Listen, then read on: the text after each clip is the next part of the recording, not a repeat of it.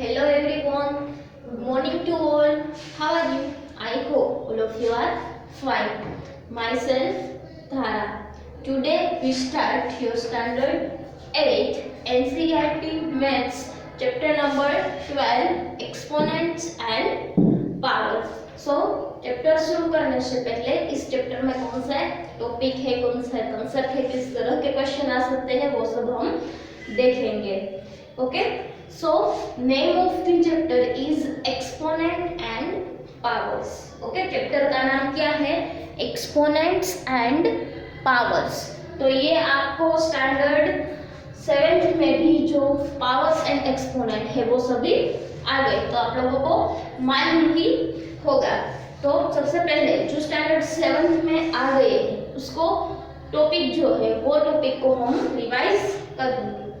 For example, if I right this, okay, तो इसको read कैसे करते थे हम? 10 रेज़ टू द पावर 4. कैसे रीड करते थे? 10 रेज़ टू द पावर 4. तो हियर 10 जो है वो क्या है? बेस. 10 को क्या कहते हैं? बेस. एंड ये 4 जो है वो आपका क्या होता है? एक्सपोनेंट. क्या होता है? एक्सपोनेंट. ओके, सो इसका मतलब क्या होता है? 10 टू द पावर 4. इसका मतलब 10 जो है पावर क्या है? 4. मतलब 10 जो है वो 4 टाइम 10 को हम क्या करेंगे? मल्टीप्लाई. 10 to the power 4. इसका मतलब क्या होता है? 10 मल्टीप्लाई 10 मल्टीप्लाई 10 मल्टीप्लाई 10, यानी कि 10 को 4 टाइम्स मल्टीप्लाई करना है. ओके, तो अभी तक स्टैंडर्ड 7 में आपको पॉजिटिव पावर ही आए थे, पॉजिटिव एक्सपोनेंट ही आए थे, 4, 7, 3, 2 एक्सेट्रा. तो स्टैंडर्ड 8 में अब आपको क्या आएगा? क्योंकि पावर जो है वो क्या हो जाएगा? नेगेटिव. क्या हो जाएगा? नेगेटिव. 10 to the power -4. क्या हो जाएगा? 10 टू दी पावर -4. तो अब इसका क्या करना है? पावर हमारे पास क्या है? नेगेटिव. तो कि मान लो कि a raise to power -m. तो ध्यान से देखना, ये बहुत इंपॉर्टेंट कॉन्सेप्ट है. तो अगर आपके पास एक्सपोनेंट है तो पावर जो है वो क्या है? नेगेटिव. तो आपको क्या करना है? उसका रेसिप्रोकल क्या कर देना है? रेसिप्रोकल मतलब 1 अपॉन ये a raise to the power -1 है तो a raise to the power 1 reciprocal कर देंगे तो पावर क्या हो जाएगी? प्लस. यहाँ डिनोमिनेटर में कुछ नहीं होता तो क्या होता है? 1.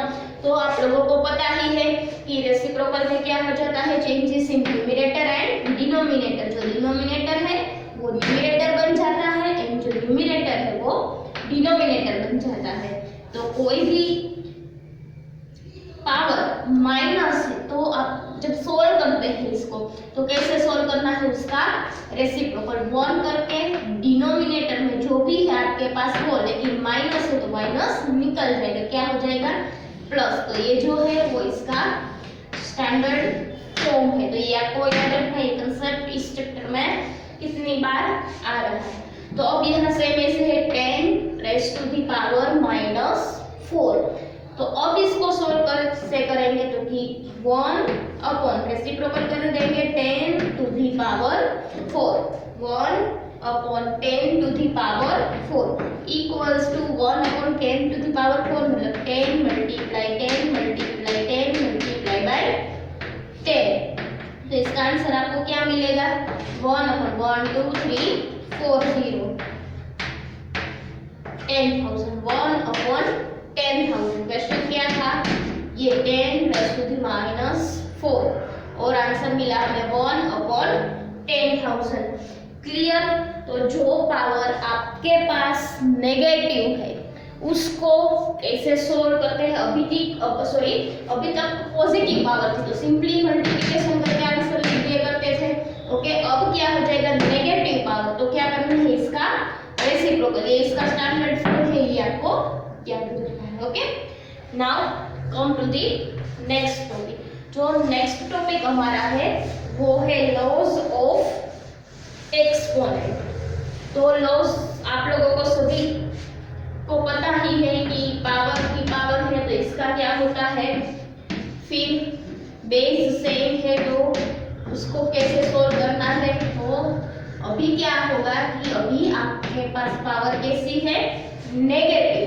तो जब नेगेटिव पावर तो इसको सोल्व किस तरफ से करते हैं, इसका लो किस टाइप का है। तो फर्स्ट लो हमारे पास जो है वो है a raise to the power a multiply a raise to the power n।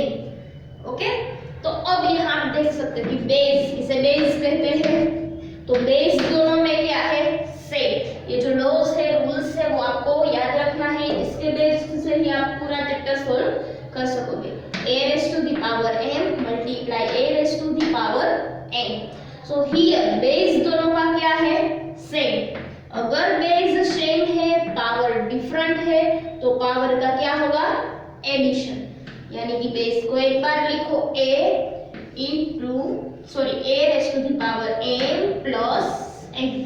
Base same है, मल्टीप्लिकेशन है, पावर डिफरेंट है, तो पावर क्या होगा, एडिशन। ओके, अब इसका एग्जांपल लिखते हैं कि 6 minus 4 multiply 6 raise to the 3।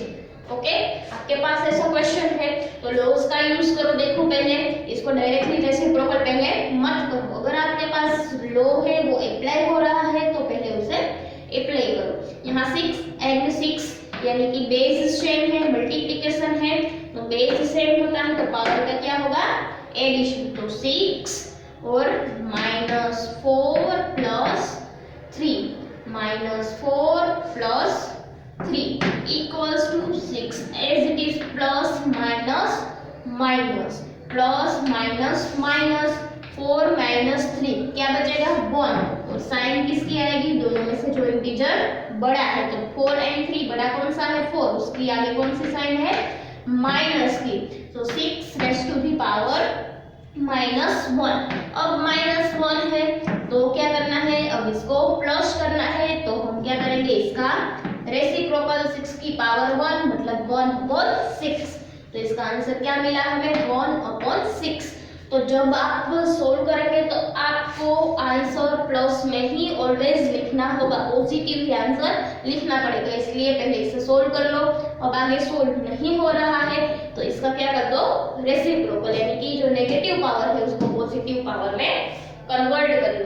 तो ये था आपका rule number 1। Next second rule.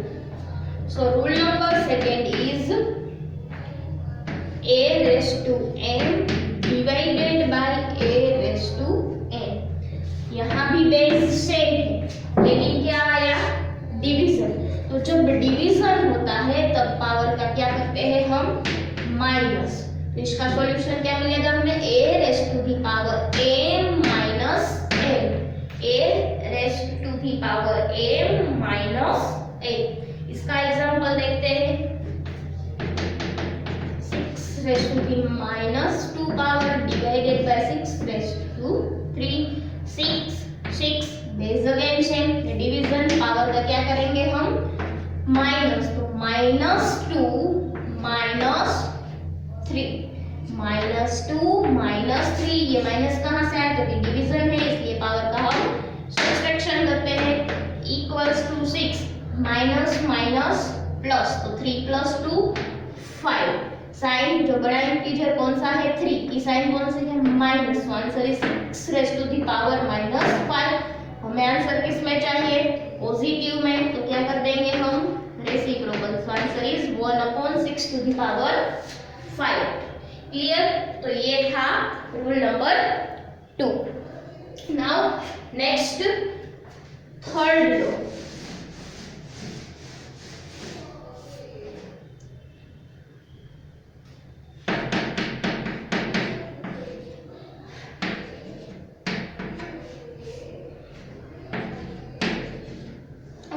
पहला लो हमें देखा था, उसमें क्या था, बेस से।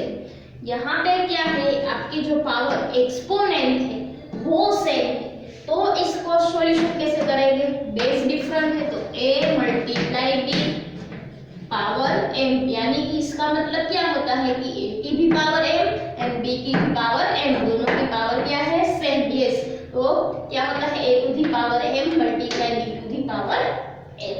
चलो इसका एग्जांपल देखते हैं।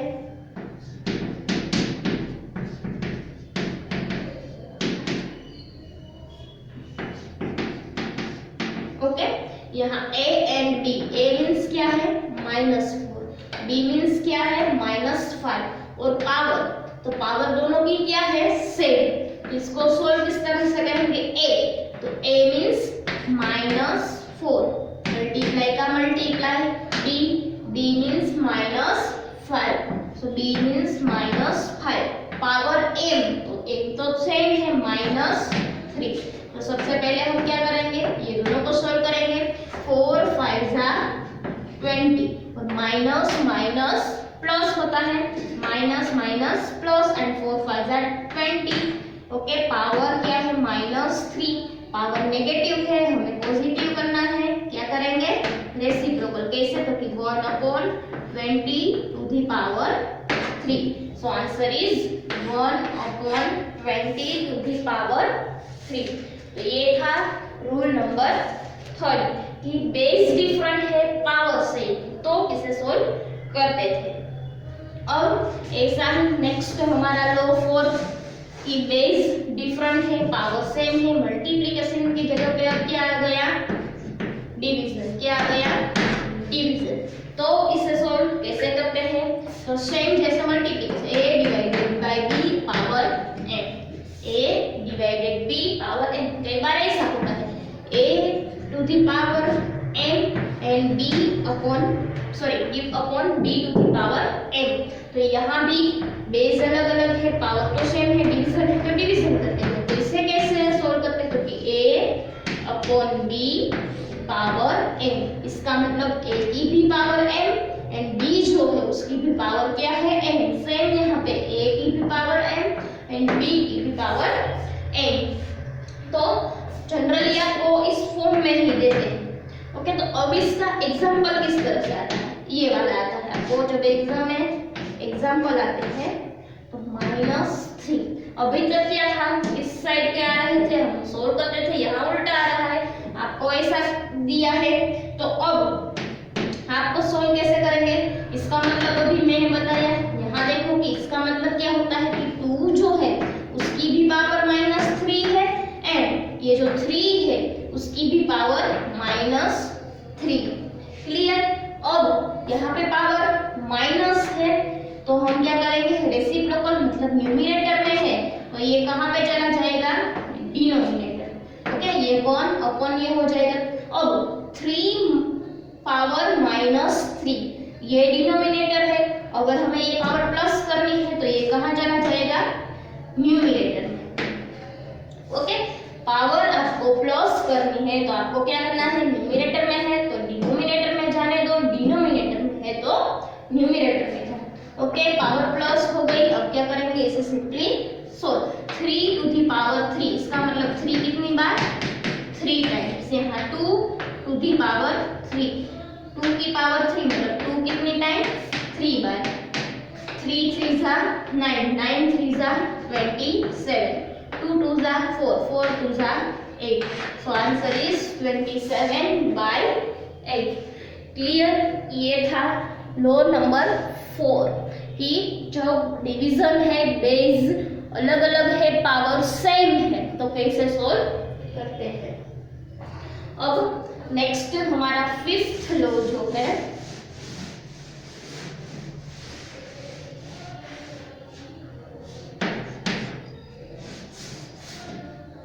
पावर की पावर, a की पावर m और उसकी भी power, a to the power m to the power m, मतलब पावर की भी पावर।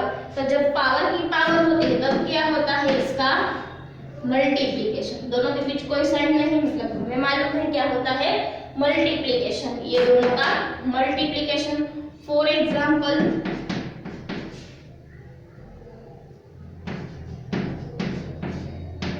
ओके, यहाँ 4 की पावर 2 और 2 की भी पावर -3, तो पावर की पावर का क्या होता है, मल्टीप्लिकेशन। 4 है, 4 टू दी पावर 2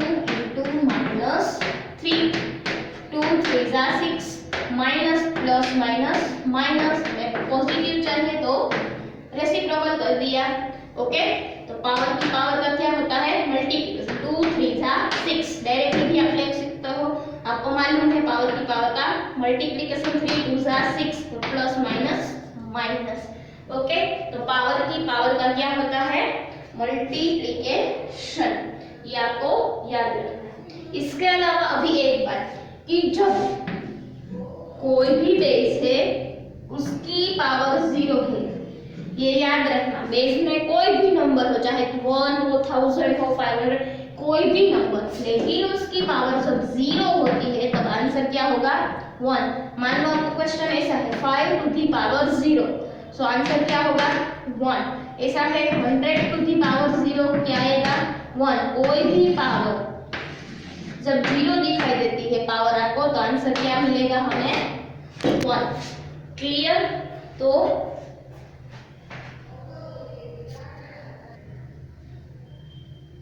हमने ये 5th लॉ है, लॉज ऑफ एक्सपोनेंट, वो आज पढ़ा। तो आज आपको ये जो लॉज है वो आपको 3 टाइम्स होमवर्क बुक में लिखना है विथ एग्जांपल।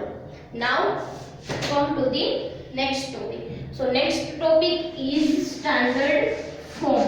तो स्टैंडर्ड फॉर्म जो है वो आप सभी लोगों को मालूम ही है कि हमने स्टैंडर्ड फॉर्म देखा ही है।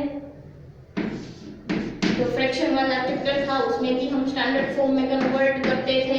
तो अब इस चैप्टर में एक्सपोनेंट जो है उसमें स्टैंडर्ड फॉर्म कैसे करते हैं। तो मान लो कि आपके पास इतना बड़ा नंबर है, ओके, इस एक्सपोनेंट की जरूरत क्यों पड़ी, क्योंकि आपके पास इतना बड़ा नंबर है। तो अब इसको स्टैंडर्ड फॉर्म में कन्वर्ट करते हैं, तो कैसे करते हैं 2 × 1, 2 1 सा 2 ही होता है। अब 1 इसके बाद 0 कितनी 1 2 3 4 5 6 7, 2 3 4 5 6 एंड 7। ओके, तो अब 2 × 10 रेज़ टू द पावर कितनी है 7। कितने 0 है यहाँ पे 7। तो ये जो नंबर आपके पास था इसका रिड्यूस फॉर्म या तो स्टैंडर्ड फॉर्म हमें क्या मिला 2 × 10 रेज़ टू द पावर 7। आपको इतना बड़ा नंबर लिखने की जरूरत ना पड़े, इसलिए यहाँ हम ऐसे इसको स्टैंडर्ड फॉर्म में लिखते हैं। ओके, तो ये पॉजिटिव नंबर। अगर आपके पास कोई ऐसा नंबर है, इसको स्टैंडर्ड फॉर्म में लिखना है। यहाँ तो पहले क्या है पॉइंट है, पॉइंट को रिमूव करना है हमें। तो डिनोमिनेटर में कितने 0 आएंगे, तो हम सबको मालूम है पॉइंट के बाद कितने डिजिट है 1 2 3 4 5 6 7। तो पॉइंट को रिमूव करते हैं और कितने 0 आएंगे, तो जितना पॉइंट के बाद डिजिट 7 डिजिट था तो 7 0 1 2 3 4 5 6 एंड 7। ओके, ये हो गया। अब इसको स्टैंडर्ड फॉर्म में लिखते हैं, यहाँ 0 है या तो नहीं। ओके, तो अब ये आगे पॉइंट तो नहीं है, तो आगे कितने भी 0 है इसका कोई मतलब ही नहीं रहता। ये सिर्फ क्या बचा 3। अब कौन कितने 0 है, तो की पावर 7 1 2 3 4 5 6 7 0, तो 10 टू दी पावर 7। तो 0.0000003 जो था उसका स्टैंडर्ड फॉर्म क्या हुआ 3 divided by 10 to the power 7। तो ये था स्टैंडर्ड फॉर्म। आपके पास इतना बड़ा नंबर है उसको स्टैंडर्ड फॉर्म में कन्वर्ट कैसे करते हैं। तो मेनली आपको क्या होगा इस चैप्टर में क्वेश्चन किस तरह के होंगे, तो जो मैंने 5 लॉज बताया एक्सपोनेंट के, जो 5 लॉज है उसके बेस्ड पे ही पूरा चैप्टर है। तो ये जो लॉज है वो आपको उसका कॉन्सेप्ट जो है वो क्लियर रखना है कि बेस सेम है, पावर डिफरेंट है, पावर सेम है, बेस डिफरेंट है। तो पावर का क्या होता है मल्टीप्लिकेशन है, तो पावर का क्या होता है डिवीजन है, तो पावर का क्या हम करते हैं किसी की पावर 0 है तो इसका आंसर क्या मिलता है। तो ये सभी जो कॉन्सेप्ट है लॉज है वो आपको याद रखना है। अगर वो आपको अच्छी तरह से याद है तो ही आप इस चैप्टर को सोल्व कर सकोगे। इसलिए आपको जो पावर्स है लॉज है एक्सपोनेंट के वो 3 टाइम्स होमवर्क में लिखना है, प्लस ये स्टैंडर्ड फॉर्म का ये फर्स्ट एग्जांपल यहाँ और ये दूसरा एग्जांपल, वो एग्जांपल भी आपको 3 टाइम्स होमवर्क बुक में लिखना है।